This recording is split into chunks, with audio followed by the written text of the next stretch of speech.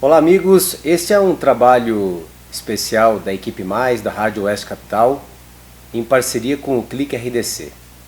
Esta é a primeira manifestação do até então presidente da Associação Chapecoense de Futebol, do Conselho Administrativo, Plínio Davi Denez Filho. Nesta oportunidade, Maninho irá falar a respeito do que levou ele à renúncia do cargo de presidente da instituição, que o mesmo acabou acompanhando desde sua fundação em 1973. Maninho, seja bem-vindo. Acho que é uma oportunidade importante para alguns esclarecimentos, à comunidade de Chapecó, à torcida chapecoense, eles possam ser dados. Muito obrigado, Fernando. Muito obrigado, amigos da Oeste Capital. Eu gostaria de dizer a vocês de que concedo essa entrevista especialmente para vocês em primeira mão por duas razões. Primeiro, porque vocês da Oeste Capital sempre foram pessoas que fizeram uma comunicação dentro de um critério e de uma ordem de normalidade, sem ofensas de caráter particular e sem chamar a atenção daquilo que não existe. E, em segundo lugar, em homenagem ao Rafael. Trazendo para temas atuais, o que leva Plínio Davi Denez a renunciar ao cargo de presidente da Chapecoense? Olha, na verdade, não existia mais interesses e pensamentos uniformes. Tá?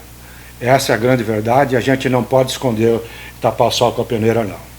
O desentendimento era muito claro entre as opiniões daqueles que viam um passado e, em cima do passado, muita coisa estava errada, e isso foi deixando muita gente da diretoria, principalmente executiva, triste, muito triste, ao ponto de que eles também, me parece, que não vão permanecer no clube.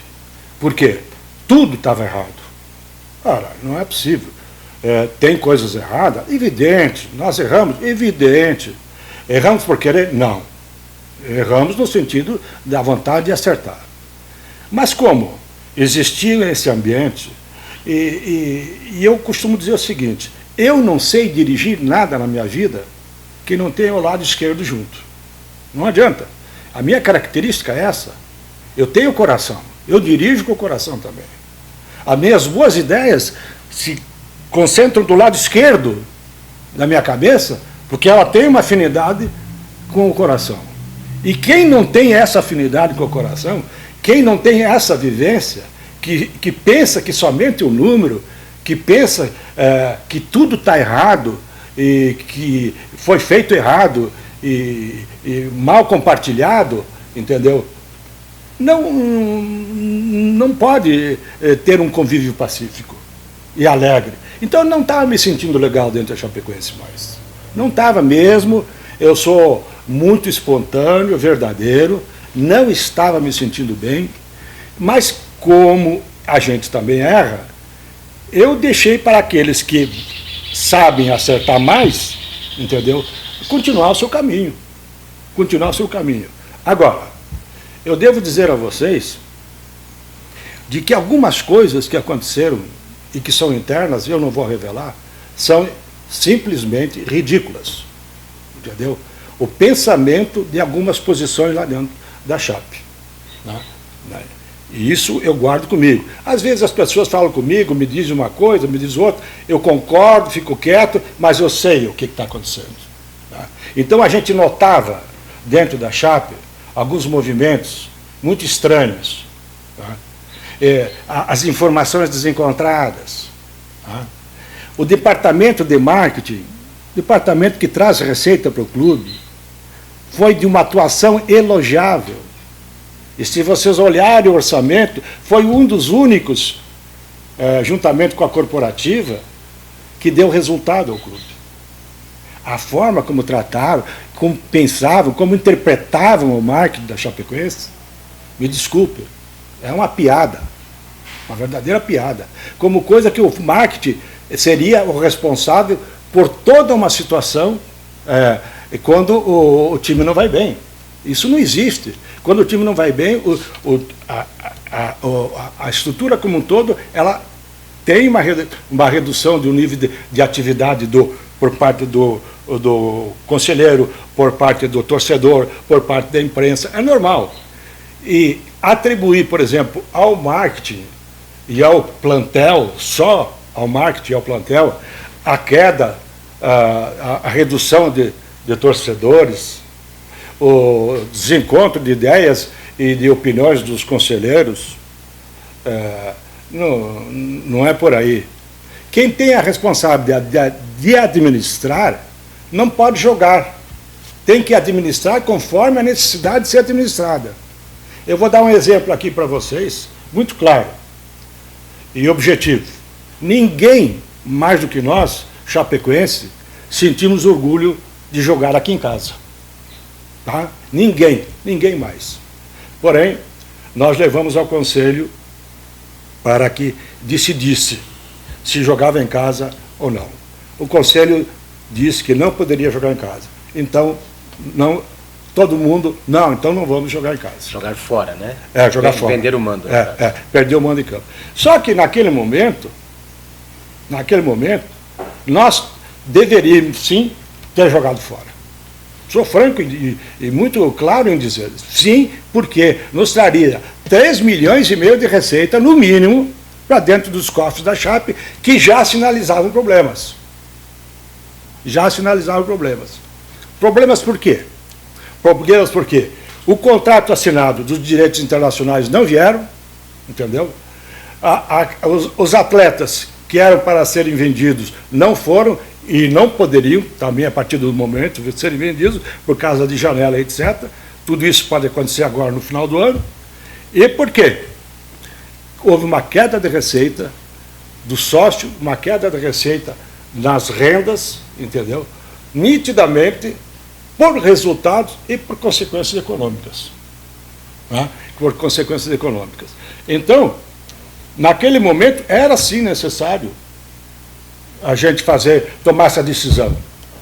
Quem dirige não pode jogar para a torcida e nem para a imprensa. Quem dirige tem a obrigação de dirigir o clube. Tem que assumir. Essa ideia da venda do mando de campos, essa iniciativa, ela parte de uma parte da diretoria ou foi algo que a sua pessoa viabilizou como uma alternativa, então, como foi falado aqui, de uma receita de 3,5 milhões no momento que existem atrasos de pagamentos, de margem, enfim. E aliado a isso, o atraso no pagamento de Andrei, que era para ter ocorrido no mês de maio, se não me falha a memória, e depois de muita discussão nós tivemos que protelar em 4 parcelas. Isso também refletiu o fluxo de caixa fortemente, e não tenha nem dúvida. Nós tivemos enormes dificuldades aí, e claras dificuldades, que o financeiro fez o possível e o impossível para resolver e a gente não conseguiu.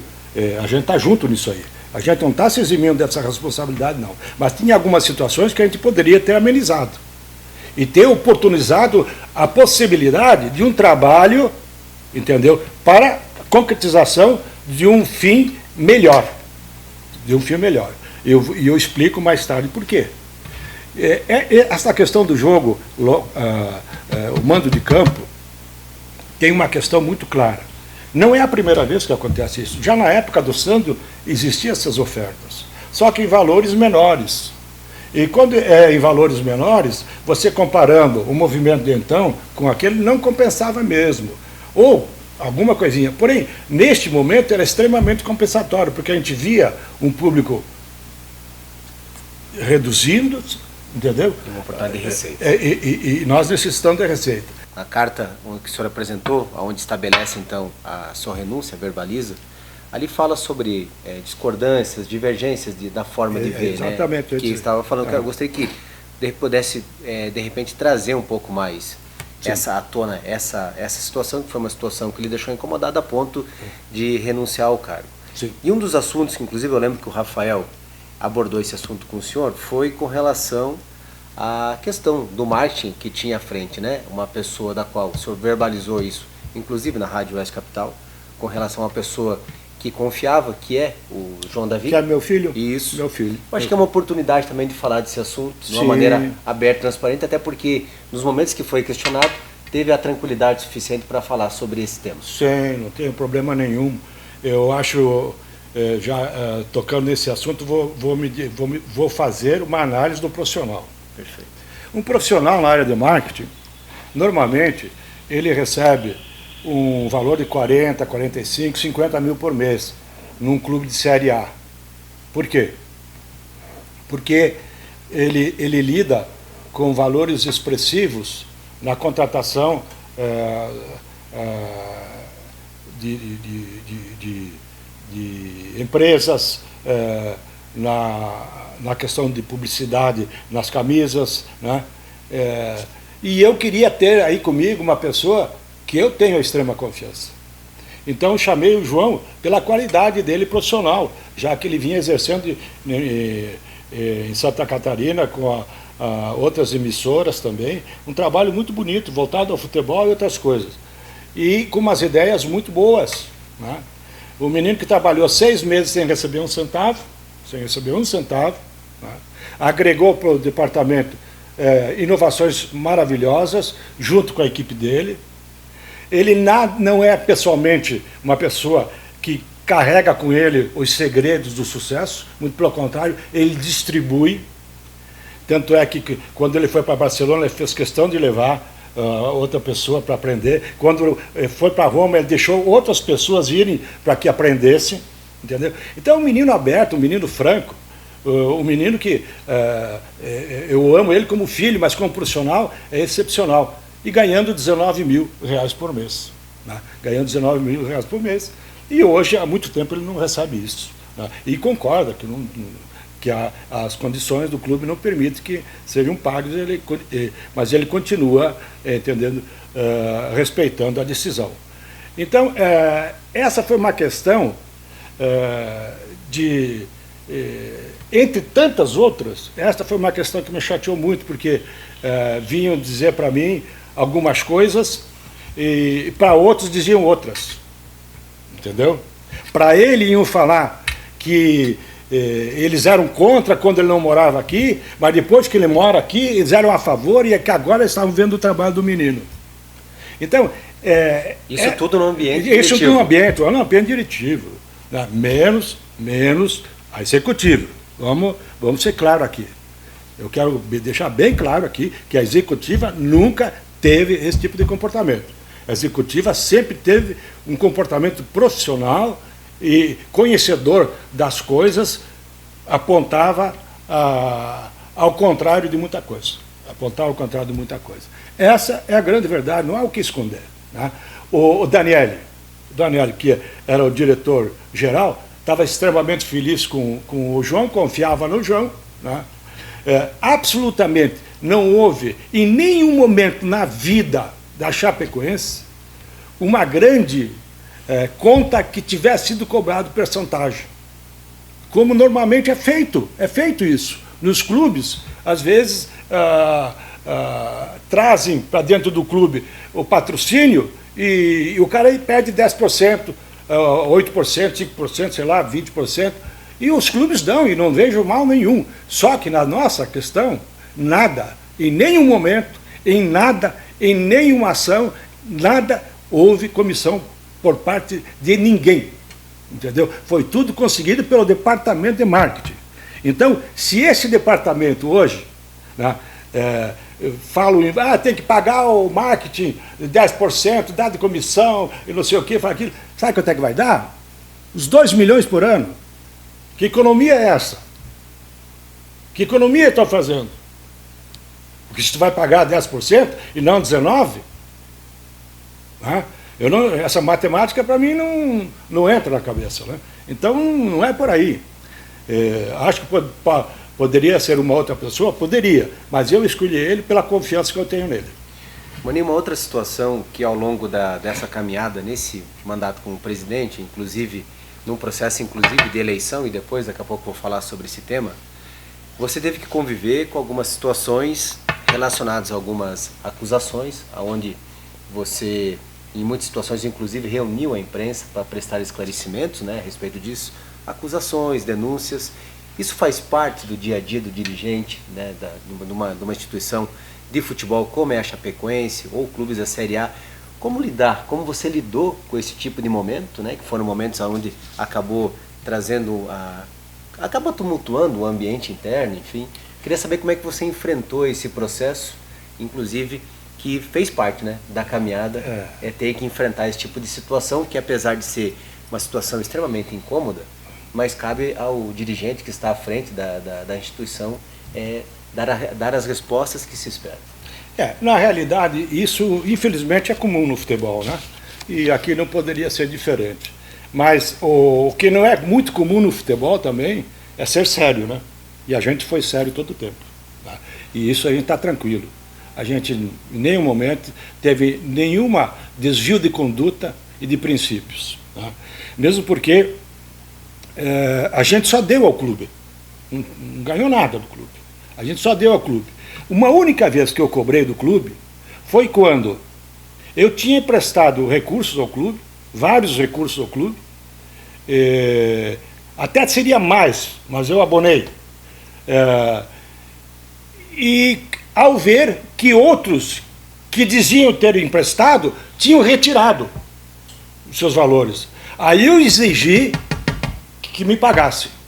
Foi a única vez. Né? A única vez. E se nós olharmos a história, entendeu? Eu tenho documentos, Hoje falam algo num prejuízo de que a Chape vai ter. Uma hora é uma coisa, outra hora é outra, mas uma hora dizem assim, ela vai ter 36 milhões se cair para a Série B. E se ficar na A, ela vai ter 21. O que eu vejo nos números, que ela vai cair para a Série B, lamentavelmente, nós infelizmente temos que reconhecer isso, né? Nós não temos como mentir ao torcedor, à população, mas ela vai cair com dignidade, isso que é importante, vai cair com dignidade. Né? E não é demérito nenhum, quantos que foram e voltaram, se preparem para voltar. Mas hoje já o número é bem diferente. O número é algo em torno de 20 milhões.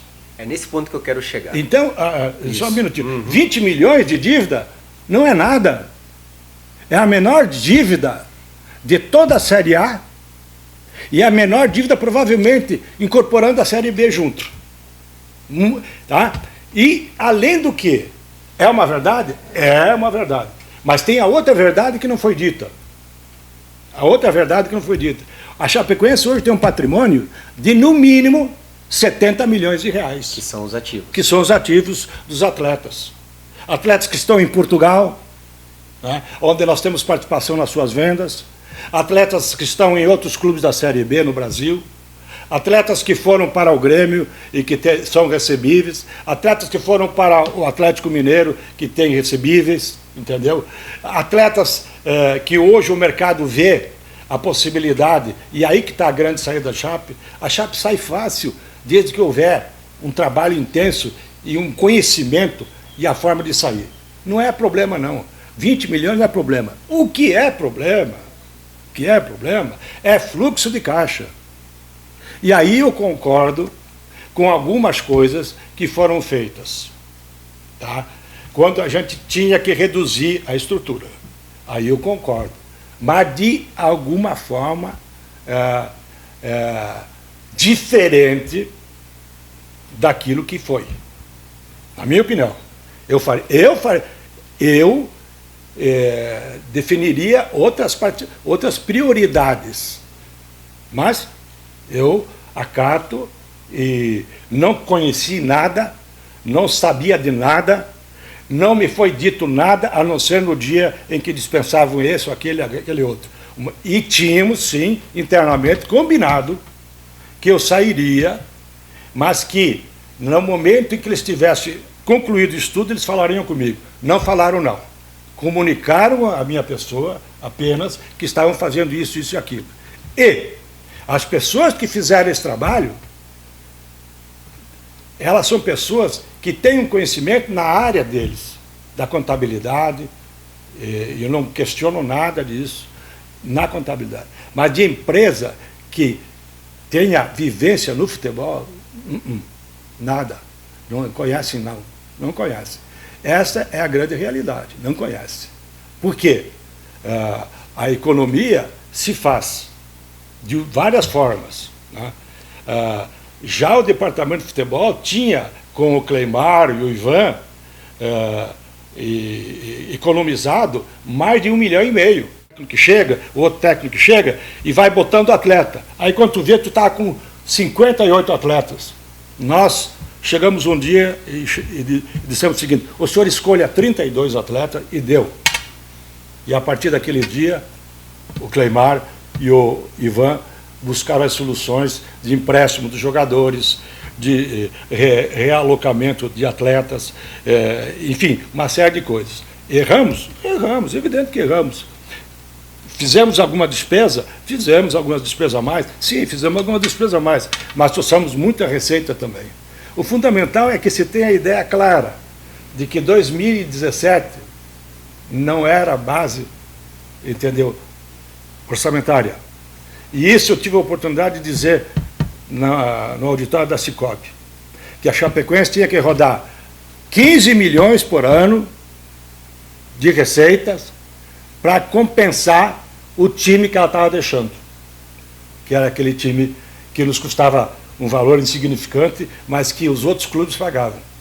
No momento que nós tivemos que pagar e que tínhamos a necessidade de contratar, e os valores são esses da Série A, você, então, teve um problema, juntamente com a questão dos direitos internacionais, a questão da redução do nível de receita e a não realização de um amistoso que era previsto, todo ano um amistoso internacional, e que a Chapecoense deve guardar isso e ter na memória. Sempre, todo ano, tem que fazer um amistoso internacional, né? E nós já termos aqui o Torino inaugurando os refletores, e não foi possível, né? Mas, enfim, coisas que acontecem, e quando tu me pede para falar a verdade, eu tenho que dizer a verdade, eu não posso dizer outra coisa. Na carta apresentada recentemente, fica o destaque que, em breve, será redigida, será apresentada à comunidade de Chapecó, à torcida da Chapecoense, uma carta aberta, né, que terá, então, informações. Gostaria que você falasse, Maninho, a respeito, quais as informações que você pretende apresentar à comunidade nessa carta aberta, e, acima de tudo, reforçar algo que você tem, que eu entendi dessa explanação que você fez, dizendo que a Chapecoense é um clube viável a nível de futuro, que é uma temeridade a nível de torcida, que de repente a Chapecoense, em decorrência desse quadro que se fala muito atualmente, ele seja um clube que não se viabilize futuramente. Primeiramente, então, falando do que você espera apresentar à comunidade nessa carta aberta, e se a Chapecoense, na sua opinião, é um clube viável. A Chapecoense é totalmente viável, não é por que dizer o contrário. Ela tem uma dívida, ela tem que ser negociada. Veja bem, sem levantar nenhuma indagação ou retaliação sobre esse grupo da comissão aí que foi trazido do Conselho. Muito bom, espetacular que o Conselho participe, venha. Mas não era exatamente essas pessoas que deveriam fazer parte. Vamos cá para nós dizer toda a razão. Quem deveria fazer parte disso era o mundo financeiro de Chapecó. Era o superintendente de um banco, era o gerente de um banco, era aquele que transita todo dia e diariamente com movimentações financeiras. Trazer 2, 3 elementos desses para dentro, para auxiliar, e juntamente com esses que estavam aí, para promover os cortes que contabilmente entendem ser possível, tudo bem. Mas o que tem que ter é um financeiro, não é um contador. Entendeu? O contador, ele faz um registro contábil, tem a vivência, tem a experiência, mas ele não tem a manha, entendeu, do alongamento do endividamento, né? Da possibilidade, como repito, o Daniele fez um alongamento com o Cicobi, perfeito, que viabilizou um monte de coisas, que o fluxo de caixa reduziu. Então é uma série de coisas assim, que o meu entendimento é diferente, mas eu respeito deles, tá? E quero aqui ser muito franco com vocês. O Paulo, eu gosto muito do Paulo. O Paulo é filho de uma família que a gente tem uma intimidade muito grande durante muitos anos. Durante a vida dele, ele nasceu próximo à nossa família, sempre. É um guri de boas intenções, entendeu?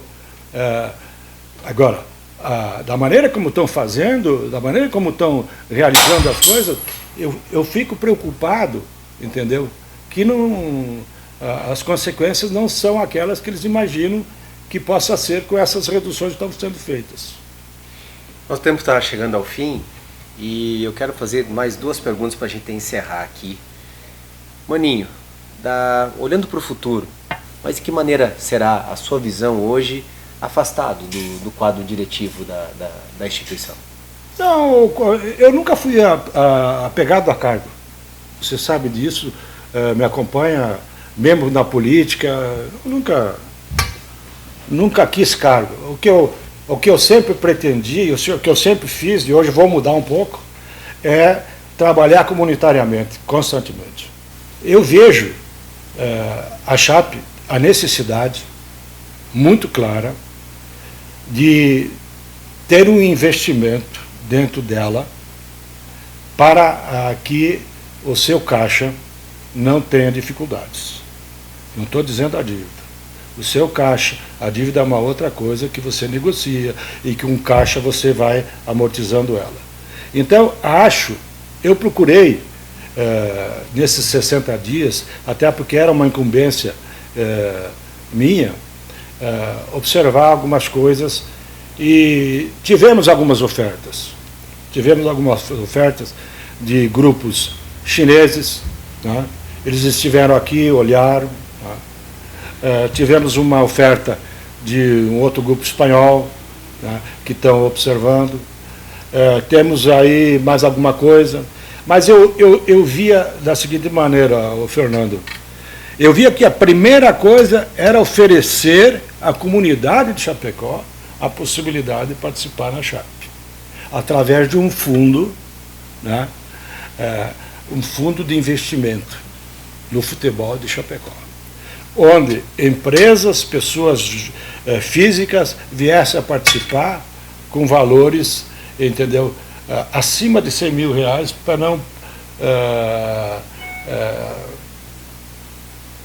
não, como é que eu podia me explicar, para não pulverizar muito, entendeu? Algumas 300 pessoas voltadas a isso, tendo na Chape um negócio, um investimento. Porque a Chape tem uma bela base hoje, tem um nome fantástico, né? E tudo isso pode realmente ser uma coisa que possibilite a Chape ter a capitalização necessária para que ela venha a disputar uma Série A novamente daqui a pouco. Porque a Série A hoje não existe nenhum clube que seja de Série A. Nós sempre estivemos na Série A, mas financeiramente nós nunca fomos um clube de Série A. Um clube, para dizer sou Série A, tem que ter no mínimo 150 milhões de reais guardados para as necessidades. Guardados não, orçamentados e que a receita chegue realmente a esses valores. Então, este valor, eu acredito que no momento a nossa entidade ela tem que buscar um valor para agregar as necessidades que ela tem no dia de hoje, que é esse tal de comentado fluxo de caixa. Tá? Então, eu vejo dessa maneira. Eu sempre que puder, eu estarei colaborando. Sempre que puder, estarei colaborando. Não há sombra de dúvida nenhuma. Se eu não puder, pelo menos eu indicarei para eles a pessoa para conversar. Né? Indicarei para eles a pessoa para conversar. Tem jeito, tem jeito. Nós tivemos uma privatização mal feita em Santa Catarina, que foi o Figueira. Mas aí não dá para a gente conversar. Tá? O Estatuto da Chapecoense, o Conselheiro da Chapecoense tem uma noção mais clara. No mês de março, abril, maio, junho, eu trouxe uma oferta para o clube, né, e que eu mesmo disse que eu não gostaria que fosse assim. Eles queriam 70% do clube, entendeu? E tomariam conta de tudo. Eu disse, não, nós temos que começar com um número que seja 20%, vocês põem uma parte desses recursos que represente os 20%. Seja gradativo. Seja gradativo, de acordo com o Conselho, conversado com o Conselho entendendo essa necessidade, fazendo isso de uma forma ordenada. Aí, chegamos a uma conclusão 50-50. E eu voltei a dizer a eles que levaríamos, se fosse o caso, de uma conclusão deles positiva, uma oferta nesse sentido. Mas essa oferta não veio de 50-50. Ela não chegou. Porque no capitalismo é isso. O cara põe dinheiro, ele quer mandar. Não tem. Isso é normal. E a gente tem que encontrar uma maneira de interagir a comunidade, clube, investidor, de uma forma ordenada, que gradativamente ele venha sendo conhecido pela comunidade, entendido pela comunidade e apoiado pela comunidade, para passar a ser uma coisa boa para o clube. Então, eu vejo que hoje eu participo da Comissão Nacional dos Clubes, que até me pediram até o final do ano continuar, mas a lei que está tramitando no Congresso, ela está sendo alterada para possibilitar algumas coisas, porque da maneira como ela estava não era benéfica para uma associação. E nós temos outros modelos, tem vários modelos hoje que a gente pode aplicar no futebol. Tem o modelo do departamento de futebol só, onde o investidor adquire o departamento de futebol, se responsabiliza pelo pagamento da folha, etc. Ele passa a ser detentor da renda e dos direitos televisivos, né? Existe uma série de opções que se pode fazer para um futebol melhor, né? Mas a Chapecoense tem sim a necessidade, em continuando nesse movimento, buscar investimentos para o clube. Maninho, estamos chegando ao final, quero lhe agradecer a oportunidade, dizer que futebol é passional, né? Ou seja, o torcedor da Chapecoense, assim como creio que as pessoas que são próximas a você, não está satisfeito porque, claro, a gente teve uma trajetória nos últimos anos, uma trajetória extremamente vencedora da Chapecoense, em um acesso meteórico da D até A, e depois, né, de toda esses jogos históricos que a Chapecoense realizou a nível, inclusive, com equipes sul-americanas, que o ápice foi chegar à final da Copa Sul-Americana, infelizmente um jogo que não aconteceu. Eu gostaria que no encerramento dessa entrevista você pudesse deixar um recado ao torcedor da Chapecoense, porque muitas vezes quando você está próximo de um rebaixamento, próximo de um momento extremamente adverso, muitas vezes é difícil você visualizar um horizonte para que essas dificuldades elas sejam superadas, né? Mas existe uma vivência, existe a caminhada de não apenas sua, mas de uma família que contribuiu com o esporte de Chapecó, tanto amador como profissional. Eu gostaria que você, essa mensagem final que encerra essa entrevista, eu gostaria que você dirigisse diretamente ao torcedor da Chapecoense, que não terá, né, nos próximos, pelo menos ao próximo desse mandato, não terá o Maninho na figura de presidente, como se acostumou a ver nos últimos anos, seja como atuando no deliberativo, né, seja atuando também agora no administrativo. Mas independente de tudo isso que nós falamos aqui, gostaria que o recado fosse dirigido ao torcedor da Chapecoense em especial. Então, amigo torcedor, eu gostaria de dizer a vocês da minha fé, da minha confiança, que se as decisões forem acertadas, a Chapecoense volta para a Série A num padrão de profissionalismo maior do que ainda tem hoje, na minha opinião. Se feito um trabalho bem feito, tem essa condição. Não no primeiro ano, quem sabe no segundo ano. A gente tem tantas amostras aí de clubes, né, que caíram e voltaram, né, mas o que precisa é ter a clareza de que as vaidades pessoais, os orgulhos pessoais, as raivas, elas não podem ser as que comandam o futebol. O futebol tem que ser levado dentro de alguns princípios que são exigidos hoje mais do que nunca. Primeiro, o técnico ser um técnico que tenha a oportunidade de realizar o trabalho. Segundo, o plantel não pode se desassociar. Tem que manter plantel, entendeu? No mínimo, junto, para ter sucesso, 2, 3 anos. E assim, se vocês lembrarem a gestão lá de trás do Sandro, nós tínhamos um plantel mais padronizado. A gente chamava alguns, né? E agora a gente mexeu muito. Houve muitas mexidas.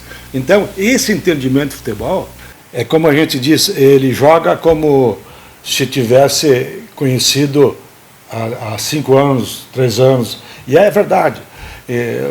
O convívio e o treinamento e os jogos, tendo um espaço de tempo de 24 meses, 36, é muito maior a possibilidade de resultado do que 12 meses, 8 meses, 6 meses.